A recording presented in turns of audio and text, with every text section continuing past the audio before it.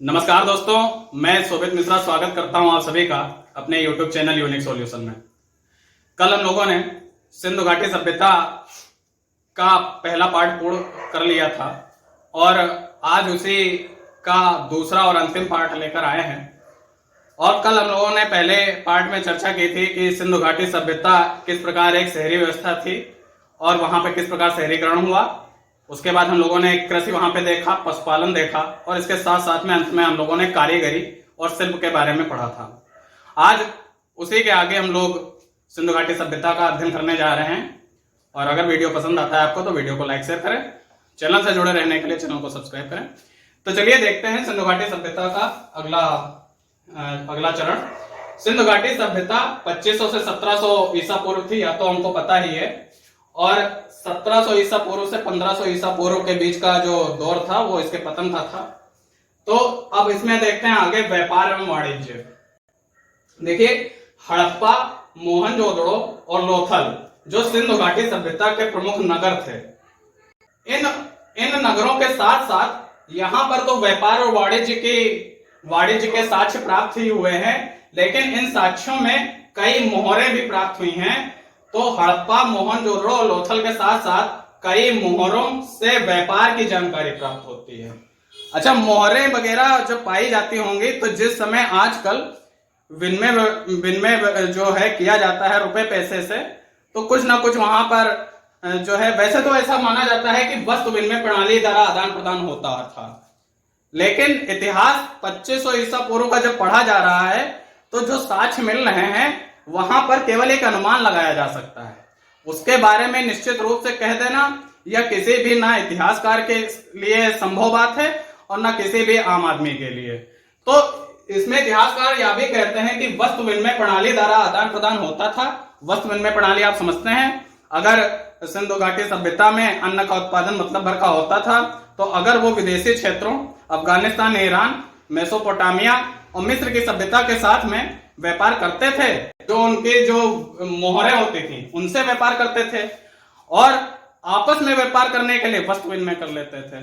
तो ऐसा इसलिए है क्योंकि अभी आप आगे देखें कि हड़प्पा का व्यावसायिक संबंध राजस्थान, अफगानिस्तान, ईरान से, जो अब क्यों हम लोग इसका कह रहे हैं कि हड़प्पा का व्यावसायिक संबंध जो है अफगानिस्तान, ईरान से हम लोग कह रहे हैं, हमको पता है इराक के क्षेत्र में जो मध्य एशिया के क्षेत्र की तरफ पड़ता है, तो उस समय वहां पे टिग्रिस नदी थी और टिग्रिस नदी के पास में ही मेसोपोटामिया की सभ्यता विकसित हुई। तो मेसोपोटामिया की सभ्यता में कई मोहरें ऐसी प्राप्त हुई हैं जो सिंधु घाटी की सभ्यता से मिलती जुलती हैं। तो कहने का मतलब सिंधु घाटी सभ्यता के लोगों ने जब व्यापार किया मेसोपोटामिया के लोगों से, तो मोहरों का आदान प्रदान हुआ। और इसी के साथ में तो वही बात लिखी हुई है कि मेसोपोटामिया में कई हड़प्पा मोहर की खोज की गई और मेसोपोटामिया के अभिलेखों में वर्णित मेलुहा शब्द, वहां के जो मेसोपोटामिया के सभ्यता में, देखिए सिंधु घाटी और मेसोपोटामिया समकालीन है।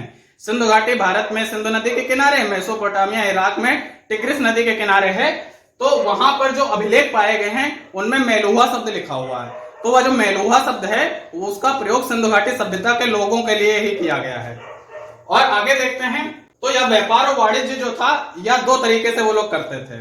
पहिए का आविष्कार हो ही चुका था, तो पहिए के जरिए बैलगाड़ी या अन्य साधन पहिए के बना करके वो या तो स्थल खंड के जरिए व्यापार कर सकते थे, और वरना आप जानते हैं कि लोथल जो कि गुजरात में है और सुतकोददा या सिंधु सभ्यता के प्रमुख बंदरगाह थे, तो नाव वगैरह जो था उसके जरिए भी इन सभ्यताओं, मेसोपोटामिया और मिस्र की सभ्यता, इन सभ्यताओं से व्यापार होता था।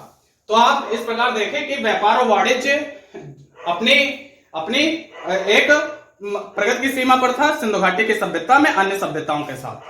आगे देखते हैं, यह जरूर याद रखिएगा, यही आपके फैक्ट के क्वेश्चन है कि सिंधु सभ्यता के बंदरगाह लोथल और सुतकोददा और मेसोपोटामिया के अभिलेखों में किस शब्द का प्रयोग हुआ है, मेलुहा शब्द, किस प्रणाली द्वारा आपस में व्यापार करते थे सिंधु घाटी सभ्यता के लोग, तो वस्तु विनिमय प्रणाली द्वारा। और अगर दूसरी सभ्यताओं के साथ व्यापार हो रहा है तो उनका मोहरों के द्वारा हो रहा है। ये मोहर कहाँ मिली है, मेसोपोटामिया में मिली है। मेसोपोटामिया की सभ्यता कहाँ विकसित हुई, इराक में टिग्रिस नदी के किनारे विकसित हुई।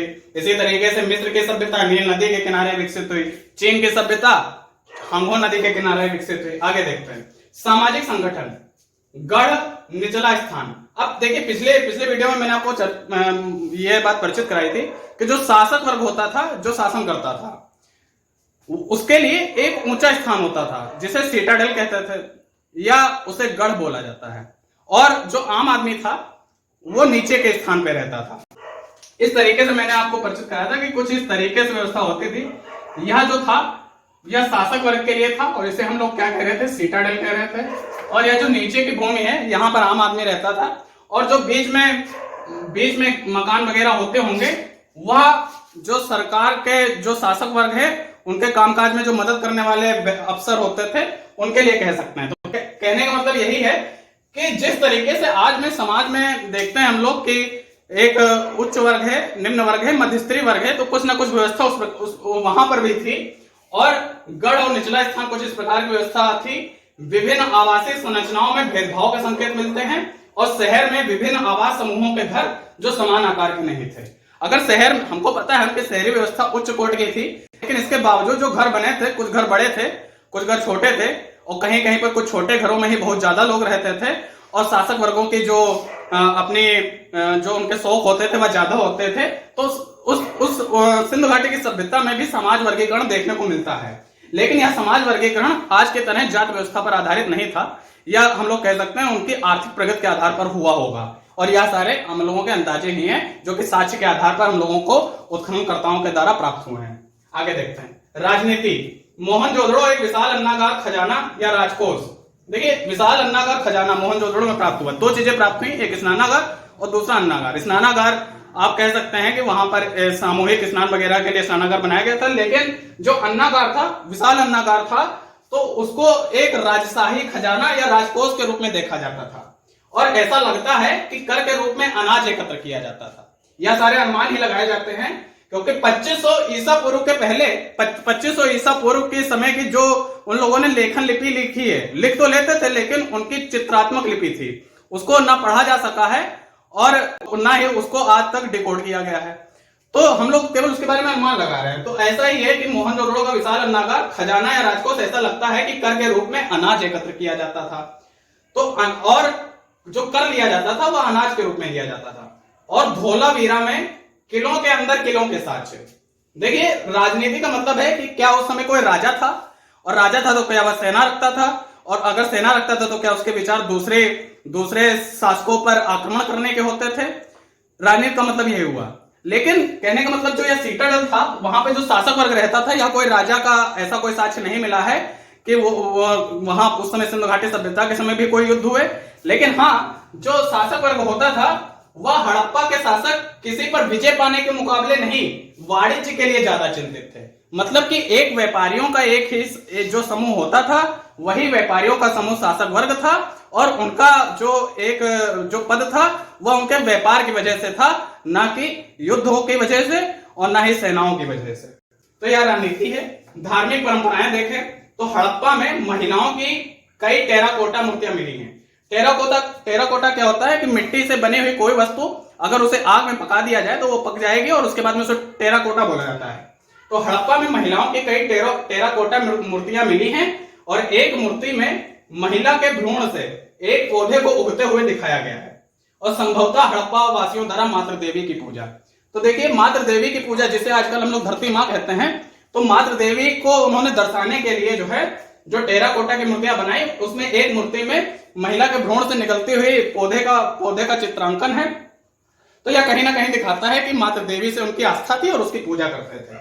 अच्छा, जो उनकी मोहर है, ये सारी उनकी धार्मिक परंपराएं हैं। जो उनकी मोहर हैं, उन मोहरों पर नर देवता का चित्रांकन है, वह अंकित है। और कल इस बात को मैंने बताया था कि उन मोहरों पर पशुपतिनाथ की जो मोहर प्राप्त हुई है, उसी की बात यहाँ पे की जा रही है कि इस देवता के 3 सींग वाले सिर हैं, जिसमें वह योगी की मुद्रा में बैठे हुए हैं।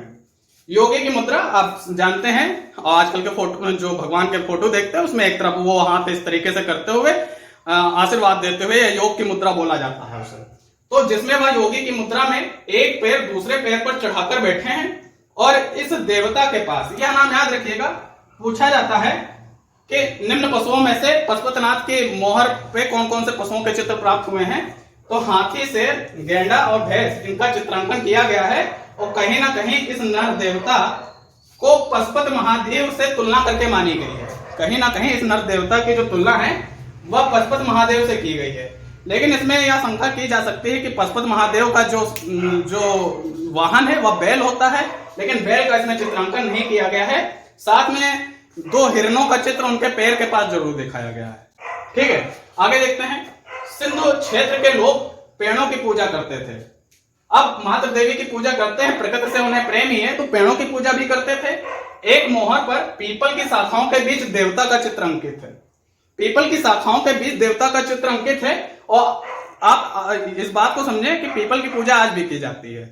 ठीक है, आगे देखते हैं। सिंधु सभ्यता में बड़ी संख्या में ताबीज पाए गए हैं। बड़ी संख्या में ताबीज पाए गए हैं, तो कहीं ना कहीं वो भूत प्रेत या राक्षसी जो शक्तियां हैं उनको मानने वाले थे, तो इसलिए बड़ी संख्या में वो लोग ताबीज वगैरह का उपयोग करते होंगे।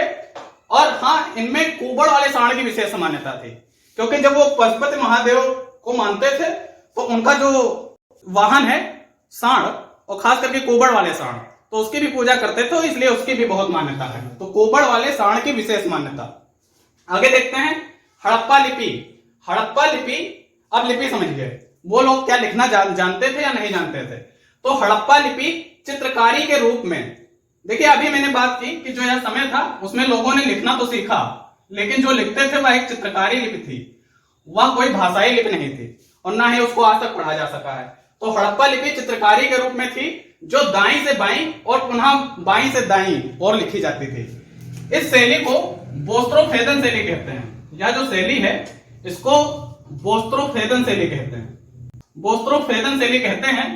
और यह शैली कैसे लिखी जाती है कि यह दायां है, दाएं से बाईं की तरफ लिखा जाता है, और फिर बाईं से दाएं की तरफ, दाएं से बाईं की तरफ, बाईं से दाएं की तरफ। यह शैली इन्होंने इस प्रकार से लिखा है कि दाएं से बाएं और फिर बाएं से दाएं। इस शैली को बोस्त्रोफेदन शैली कहते हैं। और इस लिपि में ही हड़प्पा वासियों की जो लेखन लिपि है वह प्राप्त हुई है, लेकिन उसको अभी पढ़ा नहीं जा सका है, डिकोड नहीं किया जा सका है। माप तोल, मापन है तो 16 या उसके गुणकों का प्रयोग किया जाता है। देखिए 16 या उसके गुणक, 16 का गुणक जैसे 16, 32, 48, 64, 160 ये वगैरह इनका उपयोग किया जाता है। और आप समझें कि 16 का उपयोग क्यों किया जाता होगा। आधुनिक समय में 16 आने का 1 रुपया बनाया गया, 16 आने का 1 रुपया बनाया गया, तो कहीं ना कहीं वो लोग माप तोल की प्रणाली से भी परिचित थे। आप केवल इतना याद रखें कि मापन है तो 16 या उसके गुणकों का उपयोग किया जाता था। ठीक है, आगे देखते हैं। हड़प्पा बर्तन, बर्तनों के खोजे गए नमूने लाल हैं, इसमें डिश ऑन स्टैंड भी शामिल है। अब समझें, जो बर्तन है उनपे ज्यादातर या तो लाल रंग की स्याही होती थी, जो लाल या काले रंग की स्याही होती थी, लेकिन जो खोजे के नमूने हैं बर्तनों के वो ज्यादातर लाल है। और इसमें डिश ऑन स्टैंड, अब यह क्या होता है डिश ऑन स्टैंड? कहने का मतलब क्या है कि हम लोग जब देखते हैं कि कोई कटोरी है, तो उस कटोरी में नीचे की तरफ एक आधार बना दिया जाता है, जिससे वह कटोरी आराम से रख जाए, वो नीचे गिरे ना। इसी तरीके से हर बर्तन में, चाहे वह जग हो, बाल्टी हो, ठीक है, तो हर बर्तन में उसमें नीचे की तरफ आधार बनाया जाता था, जिससे उसको रखने में सहूलियत हो सके। तो डिश ऑन स्टैंड, इस तरीके की व्यवस्था उनके बर्तनों में होती थी।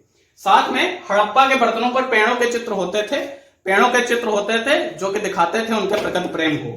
आगे देखते हैं। मोहर और मूर्तियां, मोहरे तो बनी ही, तो मोहरे जो बनती थी वह सेल खड़ी या चमकदार बेल बूटेदार पदार्थ की बनी होती थी।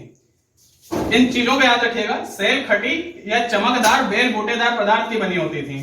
और अधिकांश पर एक सिंगी पशु, भैंस, बाघ या अन्य पशुओं का चित्रांकन होता था। तो कहने का मतलब जो जिन पदार्थों से बनी है वह सेल खटी है या बेल बूटेदार पदार्थ हैं। और उन मोहरों पर जो जिन पशुओं के चित्र हैं वह एक सिंगी पशु हैं, भैंस, बाघ हैं। और इसी तरीके के जो उस समय पशुपालन में पशुओं को पाला गया उनके चित्र उन मोहरों पर अंकित किए जाते थे। अब यह चीज याद रखिए कि मोहनजोदड़ो से कांस्य से निर्मित प्राप्त नर्तकी की मूर्ति एक प्राप्त हुई है। मोहनजोदड़ो से कांसे की बनी, कांसे का ज्ञान उनको था, और उन्होंने उसी के जरिए जो है नर्तकी की मूर्ति बनाई, जो कि मोहनजोदड़ो से प्राप्त हुई। और इसके अलावा आप एक और बात ध्यान रखें, एक पुरोहित भी प्राप्त हुआ है, और जिसका एक हाथ नहीं है, और दाढ़ी वाला पुरोहित उसको बोला जाता है, तो आप उसको भी याद रखें। आग में पकी हुई टेराकोटा मूर्तियां भी अच्छा उदाहरण, जो कि हम लोग पहले बात कर चुके हैं। तो देखते हैं इस तरीके से हम लोगों ने कि सिंधु घाटी सभ्यता एक महान सभ्यता थी, एक शहरी व्यवस्था जो ईसा के 2500 वर्ष पहले बनी, लेकिन अचानक ही वह कहीं ना कहीं समाप्त हुई। तो क्या उसकी समाप्ति के कारण है? तो कई लोग कहते हैं कि पर्यावरण महत्वपूर्ण कारक हो सकता है। देखिए, पर्यावरण, प्रकृति किसी जिसको नष्ट ना करना चाहे वह कम ही है। वह प्रकृति के लिए कुछ भी, किसी को भी नष्ट करना बहुत ज्यादा मुश्किल नहीं है। तो प्रकृति में ऐसे बहुत से कारक हुए होंगे जो कि इस विकसित एक सिंधु घाटी सभ्यता को नष्ट करने में अपना योगदान देते हैं। तो पर्यावरण एक उसमें महत्वपूर्ण कारक हो सकता है, जिसमें आप देखेंगे कि वर्ष हो सकता है कि जो सिंधु नदी थी जिसमें साल भर पानी रहता था, उसमें हो सकता है कि वर्षा की मात्रा से जल की मात्रा में कमी हो गई, लोगों को पीने के लिए जल नहीं मिल पाया। और हम लोग देखें ऐसा, ये सारे अनुमान ही हैं और इसके बारे में कई विद्वानों के कथन भी हैं, तो आप उनको भी देखें। लेकिन पर्याप्त ठोस सबूत किसी का नहीं है कि यह कैसे एक विकसित सभ्यता धीमे धीमे समाप्त हो गई। तो वर्षा की मात्रा में कमी हुई, जलापूर्ति में कमी हो सकती है, पर्यावरण कारक हो सकते हैं। लेकिन एक तथ्य यह भी निकाला जाता है कि 2000 ईसा पूर्व के आसपास एलाम के एक शक्तिशाली राज्य के रूप में उभरने से हड़प्पन सामग्री का मेसोपोटामिया से आयात निर्यात बाधित हुआ। तो हम लोग जानते हैं कि भारत की सिंधु घाटी के लोग और इराक के लोग, मेसोपोटामिया वाले, आपस में व्यापार करते थे। इसी के बीच में एक एलाम के एक शक्तिशाली राज्य का उदय होता है और उस शक्तिशाली राज्य की वजह से दोनों सभ्यताओं के बीच में जो आयात निर्यात होता था वह बंद हुआ। तो आवश्यक सामग्रियां एक दूसरे से जो मिलती थी वह खत्म हुई और जिसकी वजह से हो सकता है कि सभ्यता का अंत हुआ हो। यह सारे अंदाजे ही हैं। यह भी कहा जा सकता है कि मिट्टी के क्षरण से अनाज का उत्पादन कम हुआ। हमको पता है हर साल बाढ़ आती है, तो बाढ़ आने से हम लोगों ने कल इस बात को पढ़ा था कि अवसाद लाए जाते होंगे, उनकी मिट्टी उपजाऊ होती थी। लेकिन मिट्टी तो उपजाऊ होती है, लेकिन बाढ़ जब बहती है तेज बहाव में और पानी जब तेज बहाव से बहता है तो मिट्टी को काटता भी है। तो जब मिट्टी को काटता है तो उसमें मिट्टी की जो ऊपर वाली परत होती है जो कि उपजाऊ पहले से होती है, उसका क्षरण हुआ। उसके बाद जब उन्होंने सिंधु घाटी के लोगों ने उस पर खेती की तो दोबारा उस पर अनाज अच्छा नहीं होगा, फलस्वरूप उनका जो अन्नागार था वह कम होता गया और वो भूख के कारण वो लोग समाप्त हुए। कई लोगों का कथन यह भी है कि बाढ़ इतनी ही आ गई कि उसमें पूरी सभ्यता ही डूब गई और सभ्यता काल के आगोश में समा गई। तो इसमें अलग अलग जो इतिहासकार हैं उनका अपना अपना कथन है। तो इस प्रकार हम लोगों ने सिंधु घाटी सभ्यता का अध्ययन किया और कुछ ना कुछ फैक्टों को जानने की कोशिश की और मेन हम लोगों ने इसका कॉन्सेप्ट समझने की कोशिश की। फैक्ट आप किताबों से भी पढ़ सकते हैं। उम्मीद है आप सिंधु घाटी सभ्यता को समझ पाए हैं। वीडियो पसंद आता है तो आप वीडियो को लाइक शेयर करें और चैनल से जुड़े रहने के लिए चैनल को सब्सक्राइब करें। धन्यवाद।